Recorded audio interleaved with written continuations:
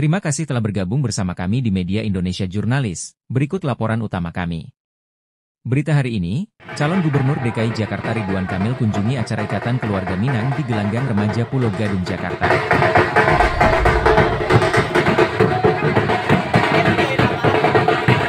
Kedatangannya disambut Haji Andre Rosiadi, Ketua Harian IKM, dan Braditi Muleveh Rajo Mudo, Ketua DPW IKM, serta diiringi musik khas Minangkabau, yang kemudian disematkan tutup kepala khas adat Sumatera Barat sebagai tanda kehormatan. Sama Kang Emil. Suruh foto bersama. Pinjaman BNI semua mudah-mudahan dibayarin. Beli kado isi sepatu, ke pasar baru belinya baju. Pasangan Ridho nomor urut 1 paling siap membawa Jakarta Baru semakin maju. Ke Blok M cari sarapan, makan gado-gado di restoran. Kalau IKM sudah di depan, pasangan Ridho menang 1 putaran. Kakek saya itu ulama, ya, ulama, panglima Hizbullah, pujangga juga Bang Andre. Mewariskan saya 9 pesantren dan 40.000 pantun dakwah, namanya Nadom. Ini cucunya yang ke-50 mendigitalkan 40.000 pantun dakwah dari tauhid, muamalah, macam-macam, sama-sama 4 baris tapi bahasa Sunda, ya. Tapi menandakan itulah budaya kita. Bapak Ibu, singkat, dalam waktu kurang lebih 9 hari lagi kita akan melakukan pemilihan, betul?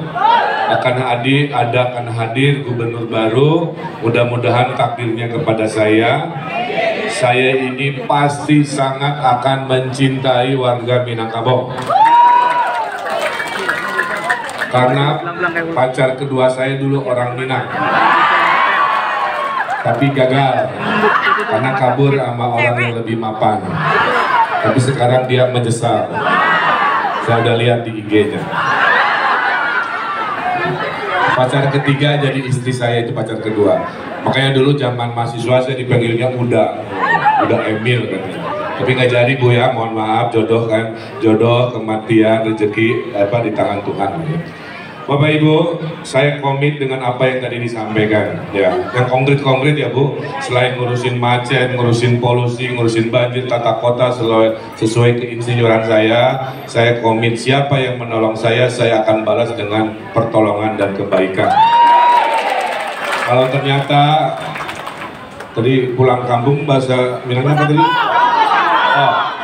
Kalau sebelum ini pulang basamu tidak ada, mulai 2025 insya Allah diadakan pulang ke Tanah Minang.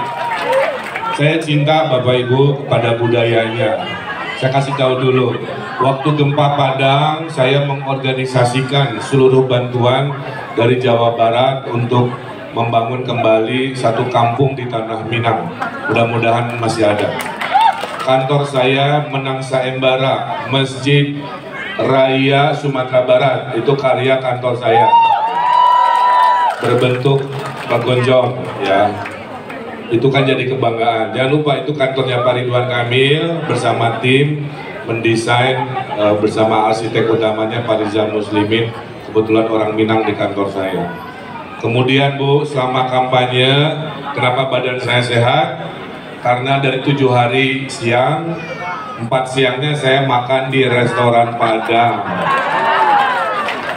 Karena ada di setiap pengkolan. Jadi uang kampanye saya beredar di bisnis Bapak Ibu semua, ya. Minta tolong cuma 1, pasang spanduk itu aja di dekat kasir atau di depan parkir, ya, supaya di sisa waktu orang paham. Insya Allah. Barusan saya mohon izin dengan Pak Jokowi yang terang-terangan mendukung. Pak Jokowi bilang pilihlah gubernur karena rekam jejak. Saya insinyur bangunan, insinyur perkotaan, mantan wali kota, mantan gubernur. Tentu kalau itu yang dibutuhkan, kerjanya akan cepat, ya. Dengan calon lain mungkin mirip-mirip programnya, tapi yang berpengalaman mungkin hanya 01, insya Allah. Yang kedua, sampaikan kepada warga Minang yang butuh modal usaha tapi tidak punya harta, Ini kan wajah-wajah orang sudah sejahtera ya. Yang belum sejahtera tadi pergi ke Bogor naik gokar. Dulu berkolor, sekarang berdolar. Nah, kepada yang masih berkolor ya, saya ada program kredit tanpa bunga berbunga, tanpa agunan ada. Dari 500.000 sampai 10 juta. Ya, syaratnya kreditnya berkelompok minimal berlima, satu masalah 4 musyawarah, lebih banyak lebih baik. Itu cara saya menolong paling bawah ya.